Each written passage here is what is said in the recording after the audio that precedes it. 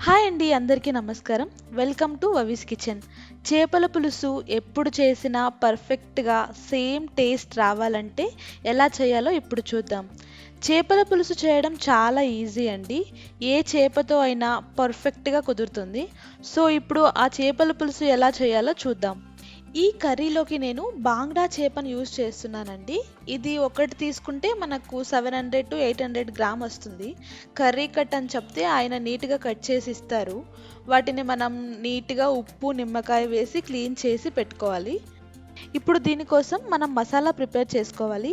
దానికి ఒక mixer jar తీసుకొని అందులో 2 టీ స్పూన్ జీరా, 2 టీ స్పూన్ ధనియాలు, 1 టీ స్పూన్ మెంతులు వేసుకోవాలి.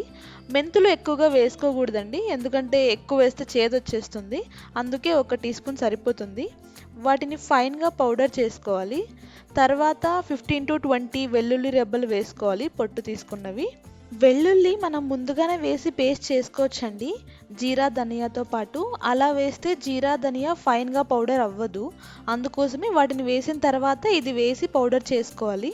ఈ మసాలా ఐటమ్స్‌ని ముందుగానే డ్రై రోస్ట్ చేసుకోవాల్సిన అవసరం లేదండి, ఎందుకంటే ఇవి డైరెక్ట్‌గా వేస్తేనే టేస్ట్ చాలా బాగుంటుంది. ఈ మసాలా ముద్దని ప్రిపేర్ చేసుకున్న తర్వాత ఒక బౌల్లోకి తీసుకొని పక్కన పెట్టుకోవాలి. ఇప్పుడు అదే మిక్సర్ గ్రైండ్లోకి 2 టమాటాలు తీసుకొని పెద్దగా కట్ చేసుకొని ఫైన్‌గా పేస్ట్ చేసుకొని పెట్టుకోవాలి.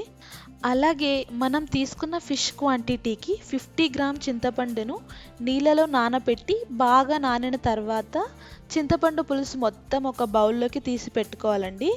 చింతపండును బాగా పూర్తిగా పిండి రసం తీసుకోవాలండి, అలా అయితేనే టేస్ట్ బాగుంటుంది. ఇప్పుడు స్టవ్ మీద ఒక వెడల్పాటి కడాయిని పెట్టుకోవాలి, ఎందుకంటే ఫిష్ అందులో మునగడానికి వీలుగా ఉంటుంది. ఇప్పుడు ఇందులో ఒక 2 or 3 స్పూన్ ఆయిల్ వేసుకోవాలి. ఫిష్ కర్రీకి కొంచెం ఆయిల్ ఎక్కువగానే పడుతుందండి. తర్వాత కొంచెం జీరా, కరివేపాకు, 2 లేదా 3 పచ్చిమిర్చిని చీల్చి వేసుకోవాలి.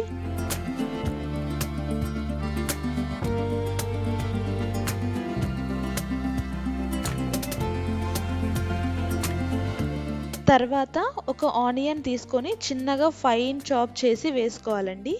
తర్వాత ఇవన్నీ కొంచెం గోల్డెన్ కలర్ వచ్చే వరకు ఫ్రై చేసుకోవాలి.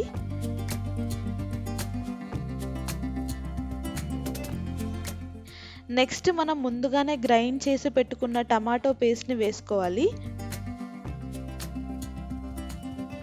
ఈ ఆయిల్లో టమాటాని కొంచెం ఫ్రై చేసుకోవాలండి.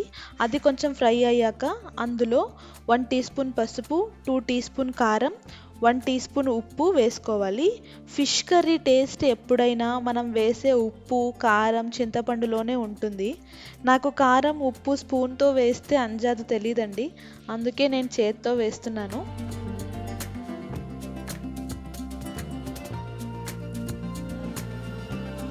ఇప్పుడు ఈ గ్రేవీని ఆయిల్ పైన తేలే వరకు ఫ్రై చేసుకోవాలి. తర్వాత మనం ముందుగానే ప్రిపేర్ చేసుకున్న మసాలా ముద్ద వేసుకొని కొంచెం ఫ్రై అవ్వనివ్వాలి.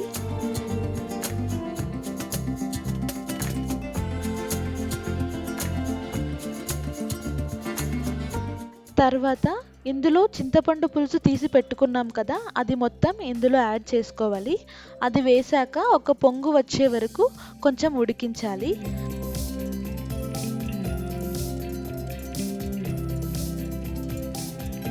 తర్వాత అందులో మనకి కావాల్సిన గ్రేవీ కన్సిస్టెన్సీ ప్రకారం వాటర్ యాడ్ చేసుకోవాలి.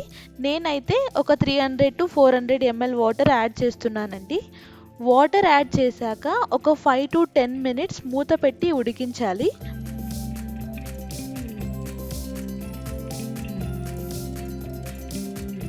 ఇలా పులుసు ఉడుకుతున్నప్పుడు ఒకసారి టేస్ట్ చూసుకోండి. ఏమైనా ఉప్పు, కారం తగ్గింటే ఈ స్టేజ్లో మనం అడ్జస్ట్ చేసుకోవచ్చు.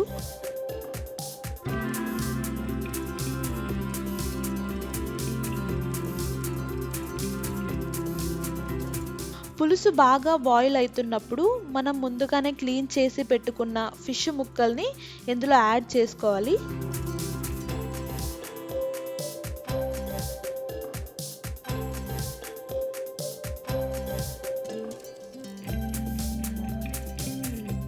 గరిట తీసుకొని ముక్కల్ని నీట్‌గా అడ్జస్ట్ చేసుకోవాలి. ఇప్పుడు లో ఫ్లేమ్‌లో పెట్టి ఒక 20 మినిట్స్ మూత పెట్టి ఉడికించాలి. మధ్య మధ్యలో మూత తీసి గరిట లేకుండా ప్యాన్ని కదపాలి. గరిటతో కలిపితే ముక్కలు చెదిరిపోతాయండి, అందుకే గరిటతో కలపకూడదు.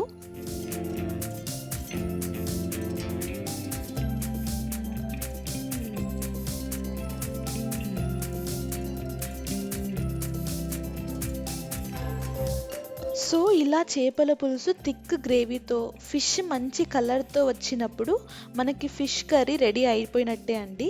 ఇప్పుడు ఈ స్టేజ్లో కొంచెం కొత్తిమీర వేసి 2 మినిట్స్ బాయిల్ చేసి దించేయడమే. ఫిష్ గ్రేవీ మరీ థిక్గా ఉన్నా బాగోదండి, ఈ విధంగా ఉంటే చాలు. ఈ ఫిష్ కర్రీని చేశాక 4 or 5 అవర్స్ తర్వాత, లేదంటే ఈరోజు చేసుకొని నెక్స్ట్ డే మార్నింగ్ కానీ ఆఫ్టర్నూన్ కానీ తింటే చాలా బాగుంటుందండి. ఈ విధంగా ఫిష్ కర్రీ చేసుకుంటే చాలా టేస్టీగా ఉంటుంది.